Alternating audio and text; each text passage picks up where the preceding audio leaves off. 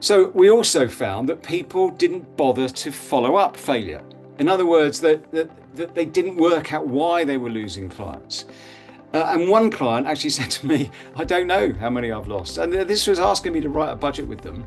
And they couldn't tell me how many they lose in a year. Hopefully they now can, or at least they're working on it. This is a crucial metric. If you're losing 10% of your business, that's not a bad result, by the way. But if you're losing 10% of your customers every year, well, that's a whole load of new business that you've got to be putting in your pipeline. If you're losing more than that, you may have a significant problem with customer service, in which case you've really got to check that out. How do you do that? By asking people. Every client you don't win, you should phone up and you should be saying, look, can you, and you need a phone call, by the way, not an email. I know you're really busy and this won't help you in any way, but I'd really ask you to help me. Tell me, what did we do wrong or what could we have done better? We really thought we were going to be able to help you and we clearly couldn't help you as well as someone else. And why was that? Be forensic.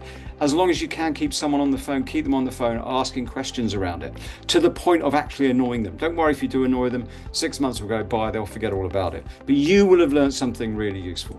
And here's a metric that we all need to always remember. 68% of all contracts don't renew for nothing more than someone didn't bother or someone didn't leave an impression.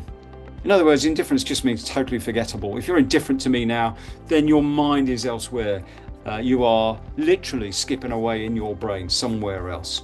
So check your failure metrics and understand that don't expect people to stay with the business if you don't speak to them or build a relationship with them.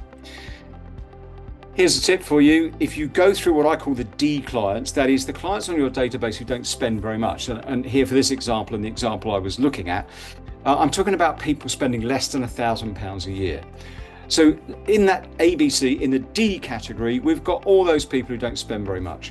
And typically what people do, quite correctly, is look at whether they can automate that contact. In other words, take away the need for a phone call and just automate a regular order. But here's the problem with that.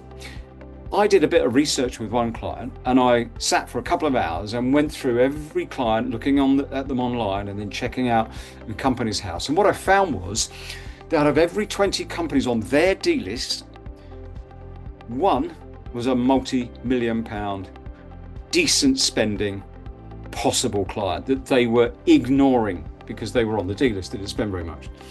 So do your research and use students, use young people, first job, get them to go through this crucial part of your database and you'll find hidden gems.